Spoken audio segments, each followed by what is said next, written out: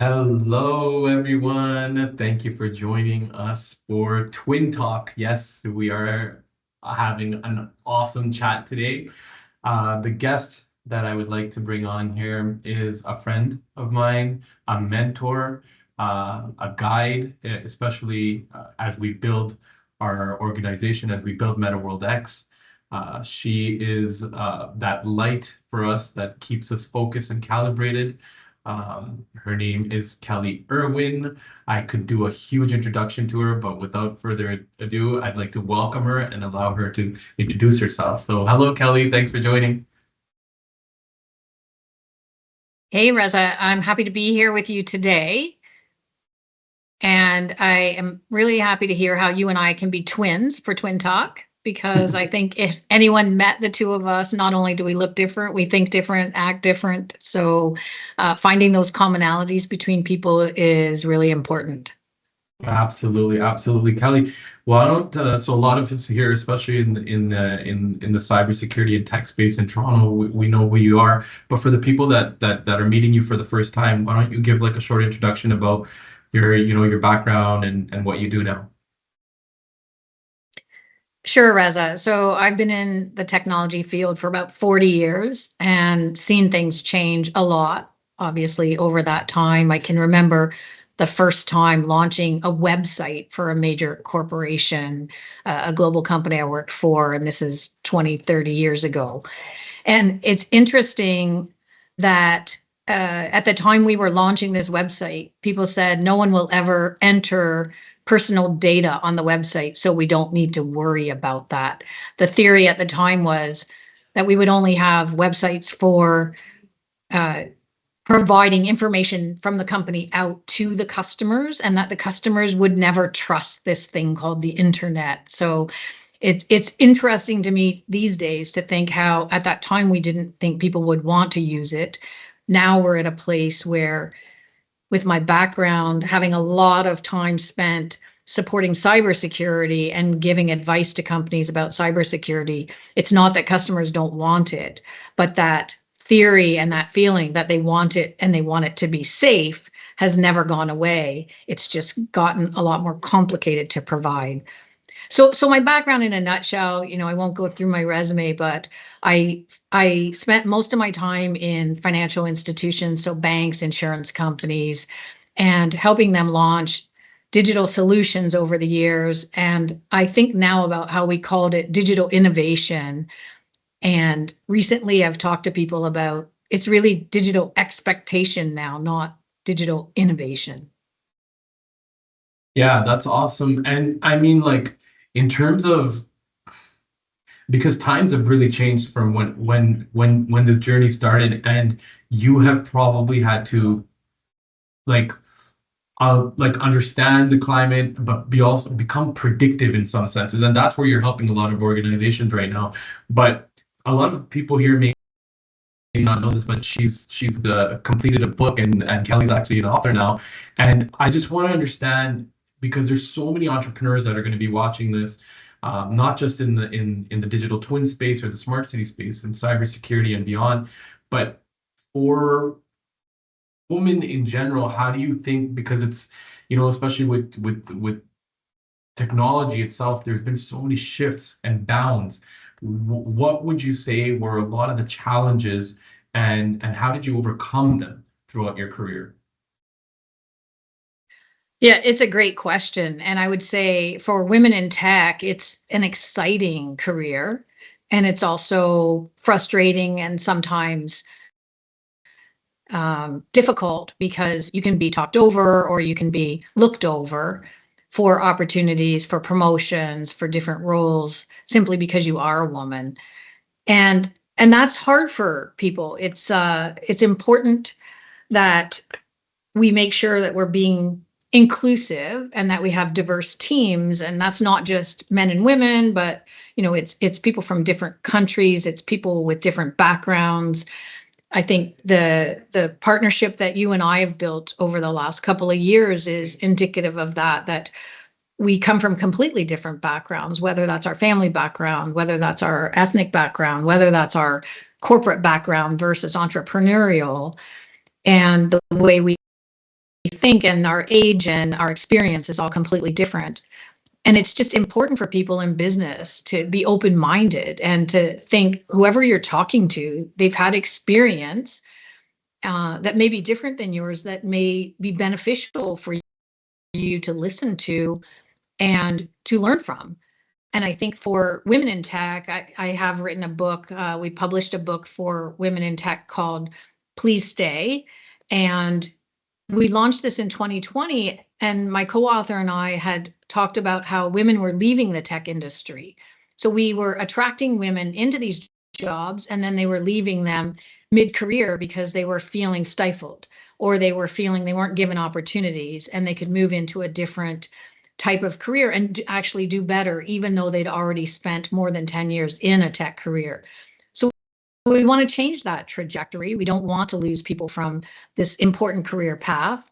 And we're launching a new book this year called Please Join, which is focused on parents and teachers who have young girls, to encourage them to join the tech field, or at least to explore it as an option. And one of the things that we say is, when we have young children and they're good at something, we might say, you're really good at debating, you should become a lawyer. Or we might say, you're really good at taking care of people, you should become a doctor. But do we ever look at our young children and say, you're really good at problem solving, you're really good at collaborating, you should be in tech? And I don't think we say that enough. And we should be saying it to our young children, the boys and the girls, so that we're building that pipeline for the next generation of people who are going to be in the tech field, and that we have representation across a broad spectrum. Absolutely. Now, in terms of like on a board level, like how do you make sure that you're able to guide companies and founders to think about that and be cognizant of that in a more proactive way that allows them to see what they can't, to understand what they don't actually see out there as someone on the board? How do you help create that impact at a fundamental level? So as an executive and as a board member, it's always top of mind for me that the room should look diverse, and that we shouldn't all have the same opinion or the same thought. If we're not finding things that we differ on and then having that discussion, it can be a lively discussion at times. But if we're never disagreeing on a topic, then really the room only needs one of us.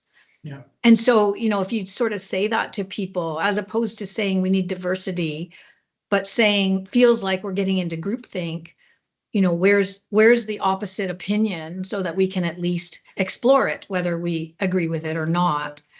And talking about simple ways to change that.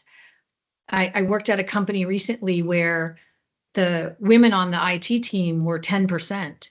And over 2 years, we changed that to 50%. Wow. And it was a really simple change I made. It wasn't through having targets. It wasn't through forcing the hiring of women.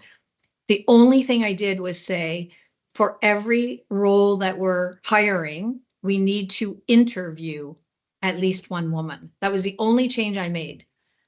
And so it allowed women to have the opportunity to interview for the role. It allowed people to see that there were different kinds of people they could hire for the role. And it also held our recruiters accountable for bringing forward a candidate pool that had some diversity in it, where at the beginning, some of them said, we can't find women to apply for this role. And I said, well, then someone else will find them.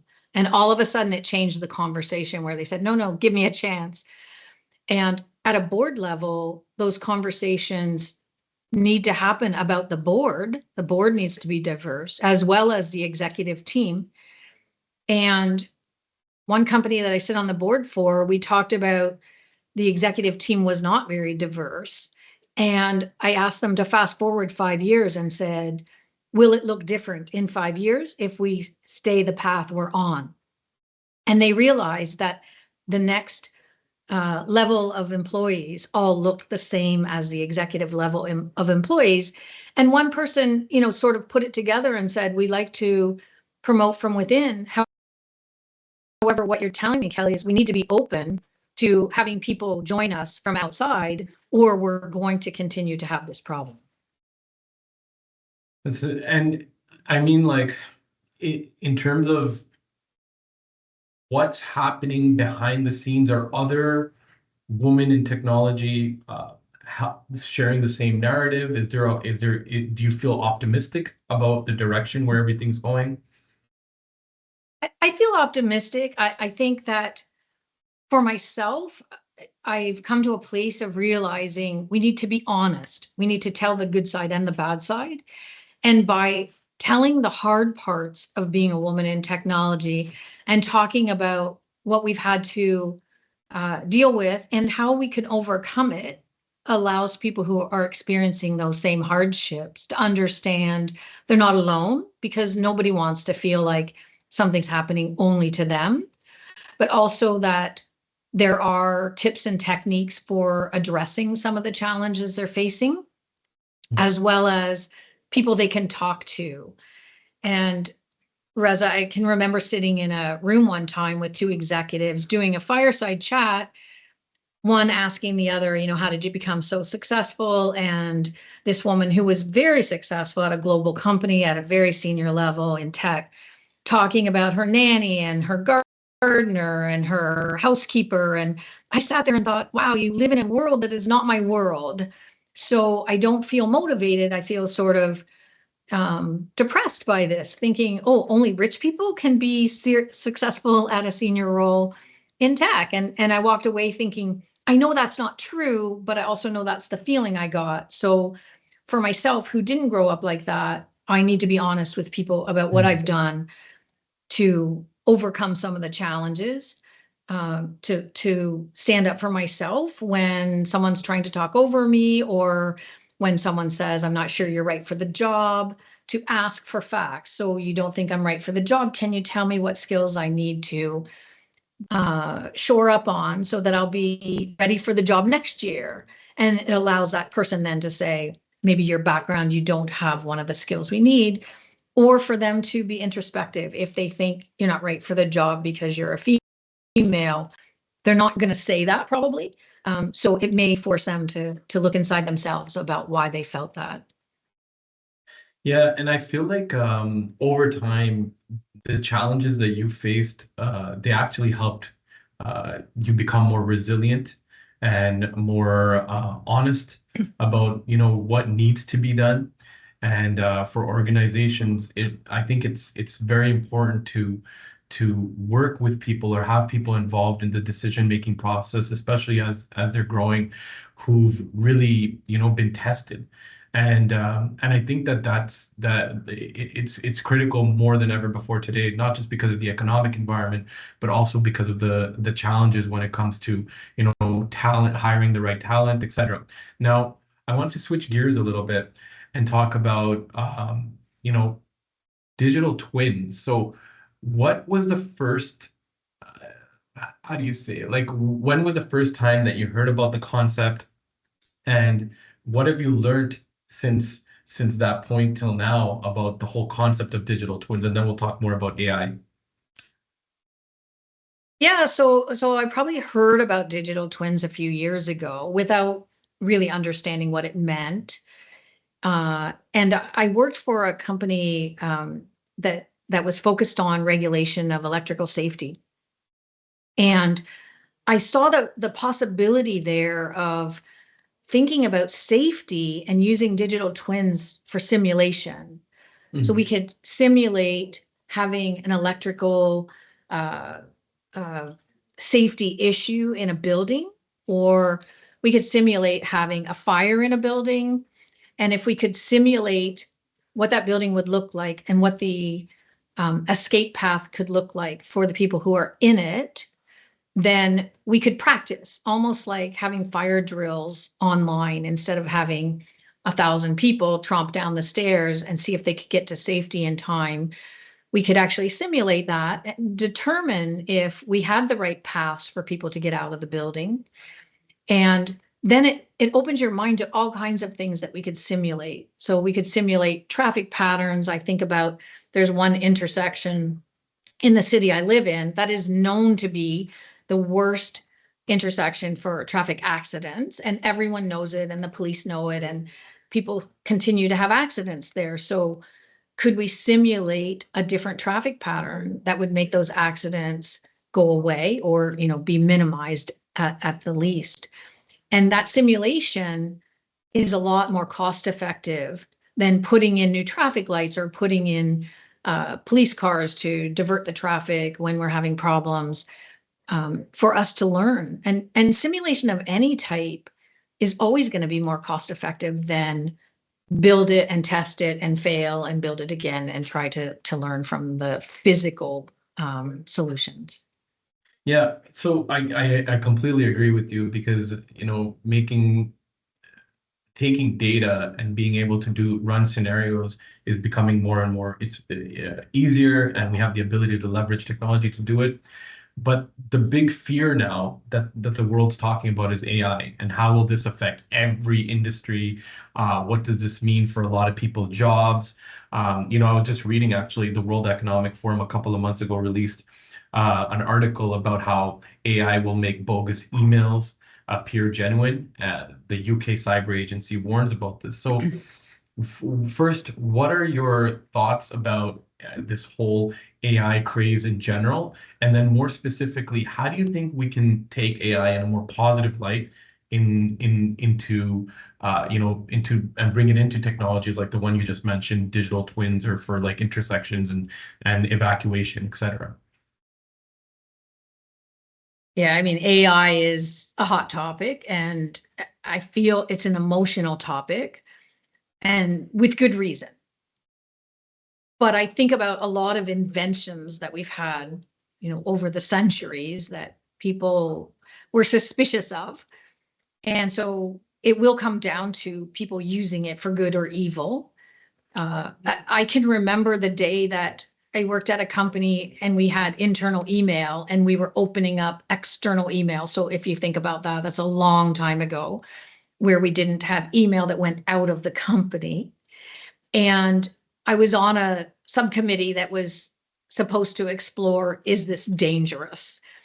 And I had the same thought that day that I have now about AI. Of course, anything can be used for danger or for good. It depends on the person. It doesn't necessarily depend on the tool.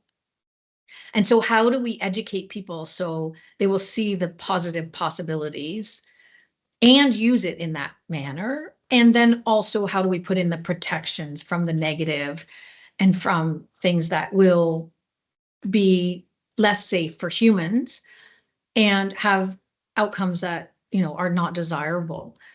And so you think about, again, having diversity of thought in those conversations, because if you take someone who's highly technical and thinks about innovation all the time, they may only see the possibility. Let's try this, let's try that. And they may not see the danger. And if you take someone who's in a compliance or a regulatory role, they may only see the danger and try to block it. And so having both sides of that equation and all those thoughts together will be important for us to move forward. Having diversity of thought across countries and across religions and across gender is important too, because if we just take a really simplistic worry around like speech recognition, if we only train our AI model with men's voices, and then it doesn't recognize women's voices or the pitch or the timbre or the way words are said, then we will think it's not working, but it's working exactly as we trained it. So all of these things come back to, what are we trying to achieve with it, and how are we trying to achieve it? And are we doing it for the right reasons? And Reza, I always try to think of things from the end backwards. So what are we trying to achieve? And then what are the steps that we're going to take to get there? And are the steps we're taking leading us closer to that goal or diverting us from that goal in some way? Because someone threw up a roadblock, we may need to divert a little, but let's not divert, 90 degrees. How does this Awesome. fit in with digital twins? I mean, Yeah. AI and digital twins and simulation and data and what we can do with it. The possibilities are endless.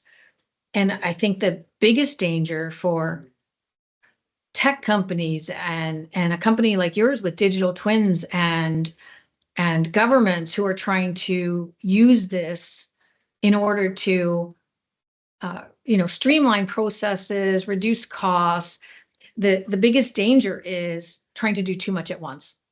And so everyone wants to move fast, everyone wants to be first, everyone wants to solve giant problems. But if we solve small problems and show people that this can be used for the good of the greater community, then we'll get more people on board and we'll get more people interested. And then again, I think about the pipeline. How do we get young people interested in these careers? By showing them the possibility.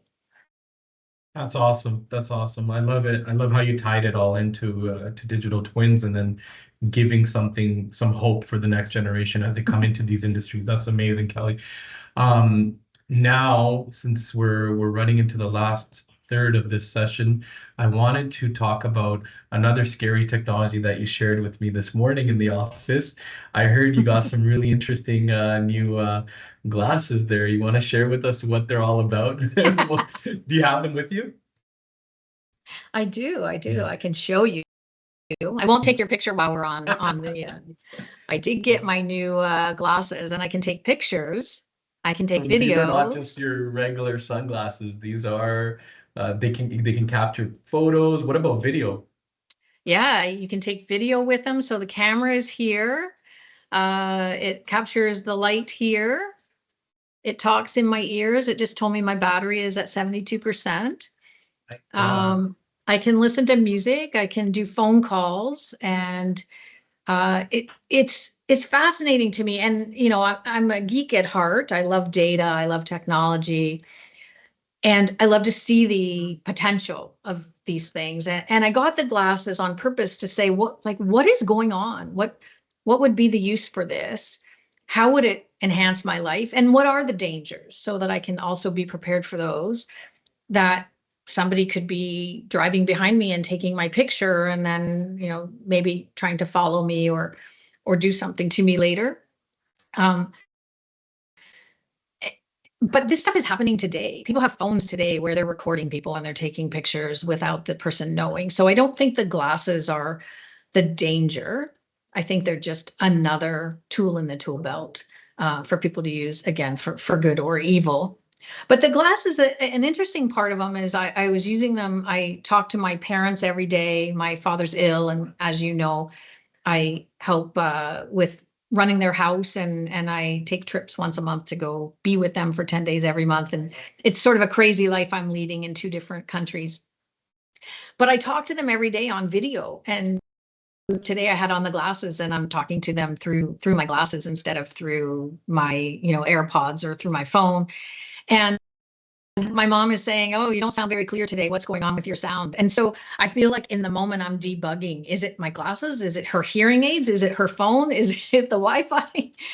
So, all these tools we have, again, it's not really about my glasses. It's about how we've become so dependent on being able to communicate, and we've become dependent that it should be ready and working where we are when we want it. And that's all technology today. So when we think about digital twins, when we think about data that we become dependent on, it has to be solid and it has to be secure. So it's not always the hard part to innovate. It's the hard part to make things scalable and secure and stable. That's awesome. I love it. I just want to know where I can get a pair. I'll let you borrow them. It's really cool. It's awesome. And it's amazing because I learned so much from you. And I love how you take complicated things like even what we're doing here at MWX, and you really, really simplify it for us, and you help really break things down. And I feel like that adds a lot of value. And as an entrepreneur, it's very important for me. But someone a little earlier stage, let's say someone getting out of university, because when I speak, when I do keynotes and stuff, it's usually to a lot, the audience is usually university students, etc. What advice would you, Kelley, give, especially to the young girls watching? I'm sure they're keen on hearing you about this. What is the best advice you could give to someone who's really frustrated with everything that's going on with the job market, with tech, with the economy and stuff. What's the best piece of advice you would give to an aspiring young entrepreneur right now? Oh, the best piece of advice. Well, I'll think of a good piece of advice. I don't know if it will be the best ever, but I think the important thing for young people, well, people at every stage, but especially young people, is to ask for help. And I can remember when I helped someone by introducing them to a person who was a hiring manager, and they ended up getting the job, and they felt bad about it. And when they were talking to one of their coworker said, "How did you hear about our company? And how did you come to work here?" And that person said, "Oh, well, I had help." And their coworker said, "Everyone has help." And for this person who I had helped, they said, "I never thought of that. I always thought I should sort of grind it out on my own and count on myself and make sure that I was independent." And I think somehow we've given people the message that being independent means doing everything alone.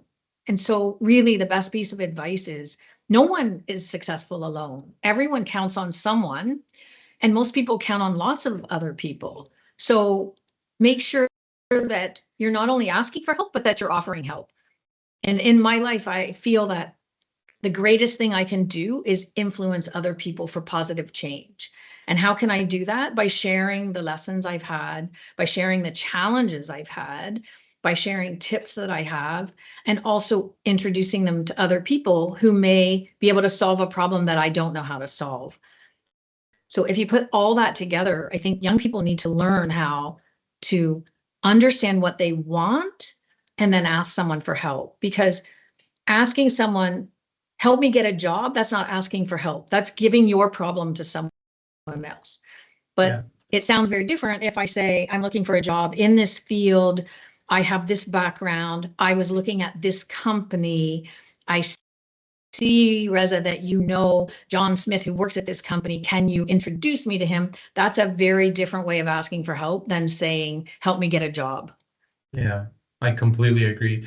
And I think that's one fear that we should always try to overcome is there's a lot of people that want to help you there and someone help them get where they are today too. And they want to be that helping hand. Should never be afraid. What's the worst thing that'll happen? You'll get a no. That's fine. And if one door closes, it's meant for another door to open. And I've asked you some awesome questions and it's like, it's sad how quickly time flies, but do you have any questions for me, Kelley? I do, Reza. So I've been working with you and your company for the last year or so, and I have never been an entrepreneur.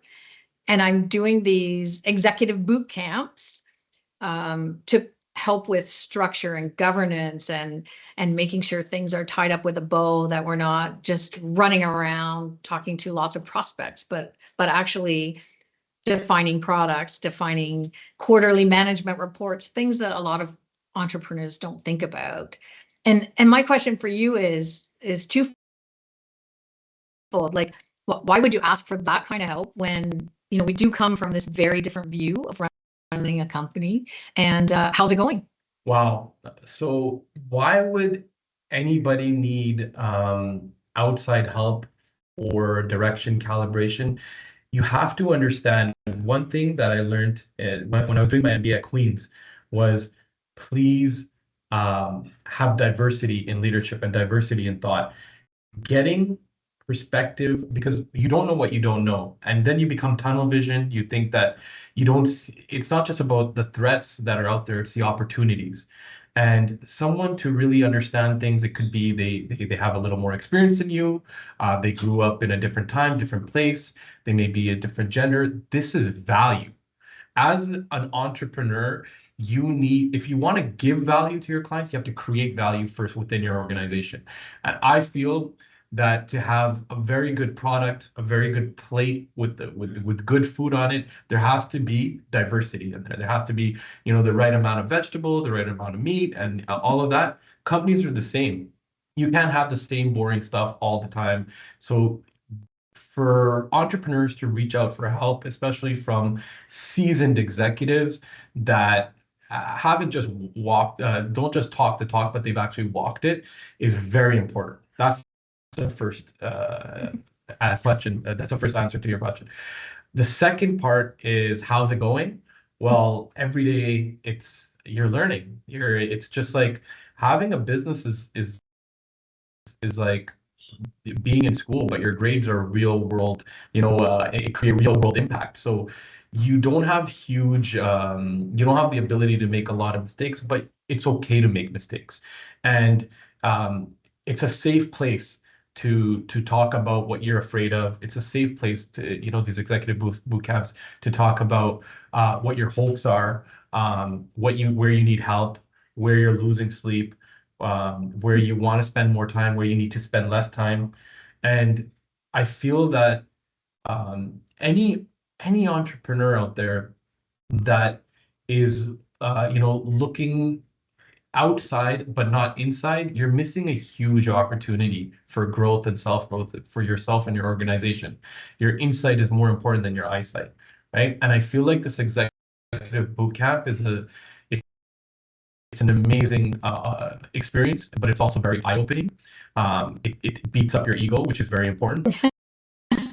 You're not the best, you don't know everything, but you need to really, really work on yourself as an entrepreneur, because that's what helps you stand the test of time. That's what creates that grit and resilience, is finding not just what you're good at, but where you need help and where you could get better.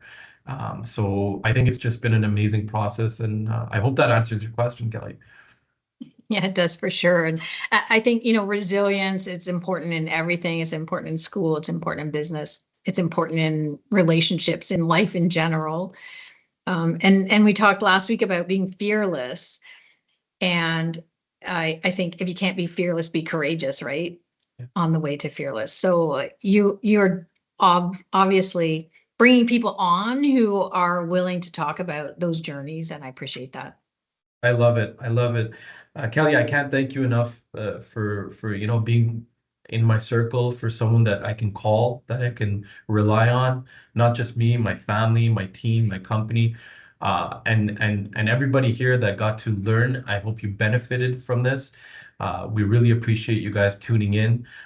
Kelley, this was fun. So thank you so much, and let's keep it going. Do you have any last words for the audience? Be courageous and ask for what you want. Awesome, awesome, awesome. So we're going to share Kelley's information with this webinar. Feel free to reach out to her. And yeah, thank you, everyone. Enjoy the rest of your day. See you next time at Twin Talk.